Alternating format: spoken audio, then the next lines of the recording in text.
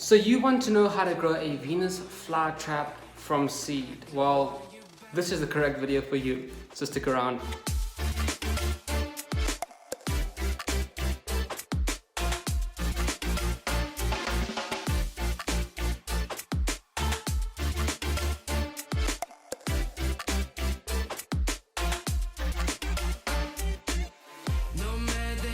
Hey guys, welcome back to the channel. So this is actually a little toy that we got from one of our subscribers, Richard David. If you haven't seen the video, make sure you do check it out.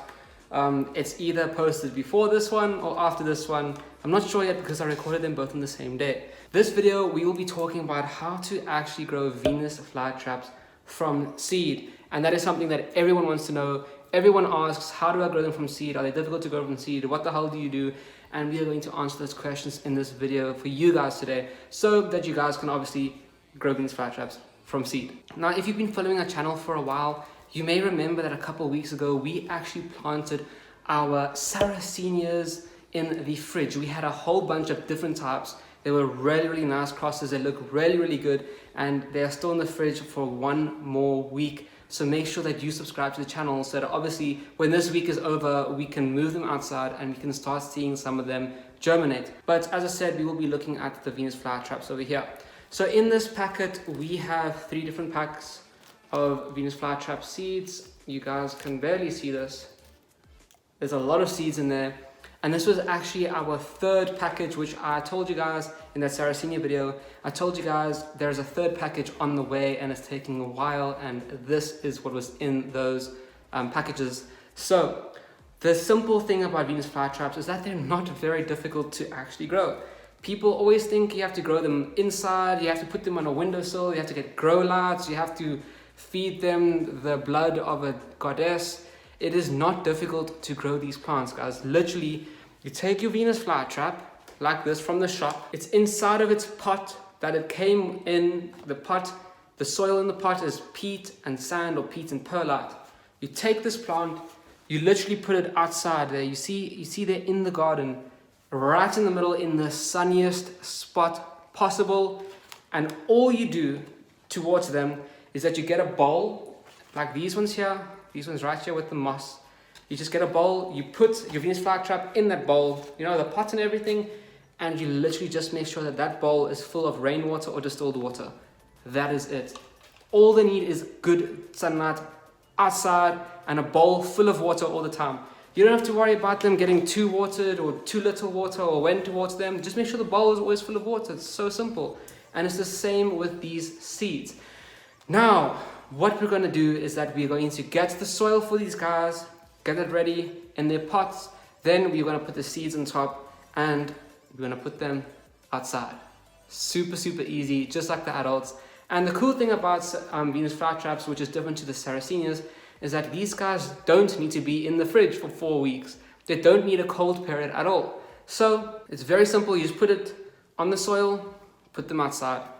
Easy. Let's go do it. So guys, as I said, the soil we will use is peat and perlite. That is the soil I recommend, or peat and sand. If you guys aren't going to be buying pre-made carnivorous plant mixes with a link in the description below, you will need to get yourself some peat, link below, and some perlite. Guess where the link is? Below. So you guys can get yourself some, so you can mix them up and you can grow your Venus flytraps from seed. Get yourself a nice big container like this so you can put it inside and mix it up easy. Trust me, this is much easier than using a bowl, because with a bowl it goes everywhere, it falls out the bowl, makes a big mess. So this is what I use. You guys should get something like this too. If you don't have something like that, I don't know what to say. So let's go fill this up with some more peat and some more perlite.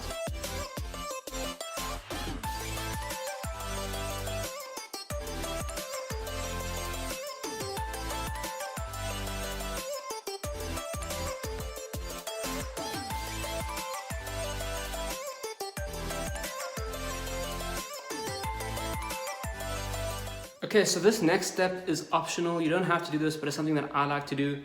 I have sphagnum moss that's been rehydrated with some rain or distilled water. Only use rain or distilled water or reverse osmosis water. And yeah, it's been rehydrated in that. And what I do is that I just line the bottom of these pots with this moss so that soil that we just mixed up doesn't fall through the holes. Now, as I said, this is optional, you don't have to do it, so it's your own choice. But I just like to do it because I don't like losing all of my soil.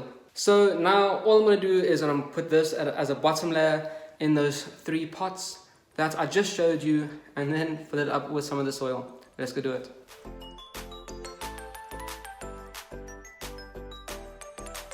And this is essentially all I do.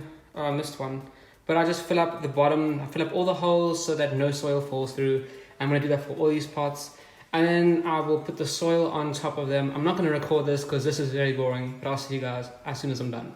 Now, putting the soil into the pots is not difficult at all, but you do need to make sure that you just follow some easy little tips, I guess, just so that you can make sure that the soil is actually inside of the pot properly, if that makes sense.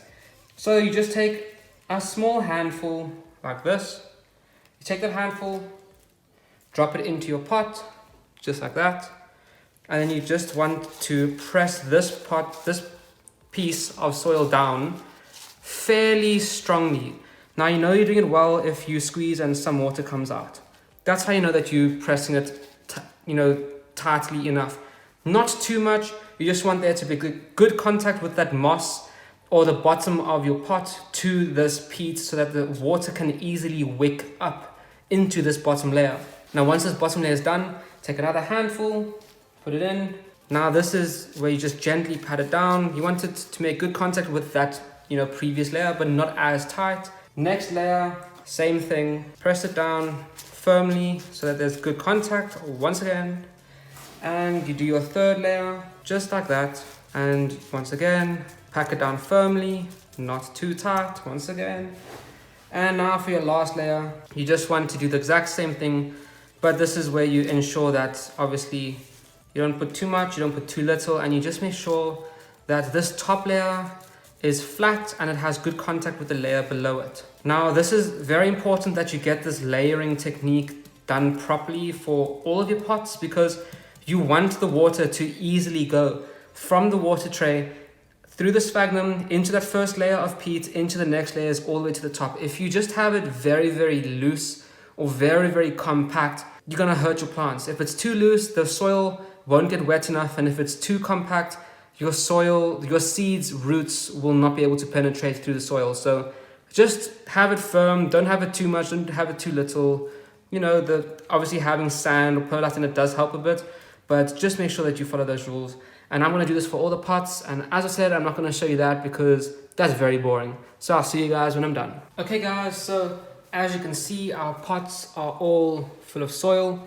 Now this is the most important part. This is the part where you actually go out and find a drop of goddess blood. It is so important that you get this droplet of blood, because if you don't, then your Venus flytraps just won't grow at all. And then you're gonna have to keep them inside the house. I'm joking guys, please don't do that, don't kill anyone. All you have to do, which is very important, make sure that you get a label for your plants. So this is Venus flytrap, typical, and it's number 5, because I have 2 outside in the sun, in the full sun, where they should be. And these are gonna be 3 pots, numbers 3, 4, and 5. So make sure that you label it, is what I'm trying to say. How easy is this, guys? Done. Now, the next part, all you have to do, you take your little seeds in their packets and you put these seeds on top of the soil. Now, what I generally do is that I get a piece of paper, I put the seeds on the paper, and then from the paper, I put it on top of these guys. And the reason why I do that is because I can easier see the black seeds on the white paper, and I can just cut this thing open. I don't have to worry about the static electricity keeping the seeds in place, That's very, very annoying. So let me get a paper, cut it open, and I'll show you exactly what I mean. So this is what I mean, guys. You can see the seeds on the paper, and you can see the seeds are they're very shiny and they're very, very hard. They're kind of like teardrop shaped, if that makes sense. Now this is a very, very important process, this next step. You have to ensure that this step is that you have to ensure that you get Venus flytrap seeds that actually are Venus flytrap seeds. If you go into eBay, Amazon, I don't know where you guys find these random seeds, wherever you go, if they are mysterious blue Venus flytrap special bonsai seeds, they're fake. If they're anything other than Dania mascupula, which is the scientific name, or Venus flytrap seeds, and they say it's 5 seeds and it's like $5 or something, if it's anything other than that, you are going to get scammed. You are going to be given sesame seeds. You're going to be given weed seeds. Just don't do it, guys. Make sure that you get seeds from someone who is actually known to supply proper seeds. Now, seeing as that is out the way, this is the next part. You take them from their packet or on the paper. I just do the paper, it's much easier. And you literally just tap it and just sprinkle the seeds all over the top of your little pot. And they just roll down. And that is it. Now I'm going to do this for all of the different seeds, all of the different seed packages that we got. And as always, that's very boring, so I'll be back. Okay, I just finished putting seeds on all of these pots here. And this is the next step that you should ensure that you do. You get a spray bottle with rainwater or distilled water or reverse osmosis water, essentially clean water that has no chemicals and minerals. Don't use tap water. That has chemicals and minerals. But you take a spray bottle, make sure that it sprays and it doesn't shoot you. You see, it doesn't shoot you, it sprays. And you just spray the top so that you get water onto the seeds and that it moves the seeds into little crevices that is created on the surface of this pot. And guys, you have now sown your Venus flytrap seeds. The next bit is very, very easy to accomplish. Okay, so even though we have all of our pots of Venus flytrap seeds all sown up, ready to grow, this is probably the most difficult part for anyone growing a Venus flytrap. And this is because you now have to take this pot and put it outside. Yes, outside, because these plants like sunlight. They like as much sunlight as possible, which means sunlight directly from the sun, directly onto the plant. No shade, no windows, nothing. Outside, in the sun, in the bright, direct sun, outside. 10 hours later. Hope you guys understand that you have to put them outside. Venus flytraps need as much sunlight as possible. They cannot be grown on a windowsill long term unless you obviously know what you're doing and you're following some other steps or whatever. For most people, me included, you grow them outside in the full sunlight. And in terms of watering, guys, there's a helicopter flying around. It's been flying around the whole day. The whole house is shaking. In terms of watering your Venus flytraps, as I've said, grow them in a bowl of water. Now, this could be a plastic bowl, it could be an old tin of tuna, for example. It can be a bowl that you eat cereal out of. It can be a water tray, whatever you want to use. If you want to go and get some random goblet from a cave that obviously you have to drink some random water that will give you eternal life, whatever, use it. Anything that holds water. Put your pot inside of this bowl and keep this bowl of water filled with rainwater, distilled or reverse osmosis water all the time. That is literally it. Don't worry about it getting too wet because they like to live in boggy conditions. That's where they're from. They're native to marshlands, to boglands, to fens, whatever you want to call it. They just want lots of water all the time. That is literally it, guys. And within a month to 2 months, they will start germinating. And how do you know if they started germinating? What do they look like? Well, they look like baby Venus flytraps. Instead of the Venus flytrap, my little model Venus flytrap is gone. Instead of the Venus flytrap being this big or this big, it's literally like that big and it has tiny little mouths, and that's how you know that it has germinated. So I'm going to take my plants, I'm going to put them outside. I put them under my porch until they have germinated, because if it rains on them, it can splash the seeds around everywhere. So I just keep them under the porch, and as soon as I see germination, I put them outside with my other ones, and I'll show you guys that right now.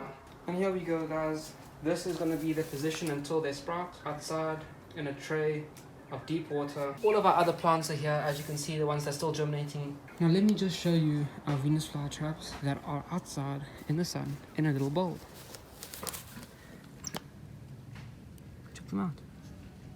Bowl of water outside in the sun. They're coming out of dormancy, so they're looking nice and big now. And here are all of our other plants. All of our other carnivorous plants. Lots and lots of them.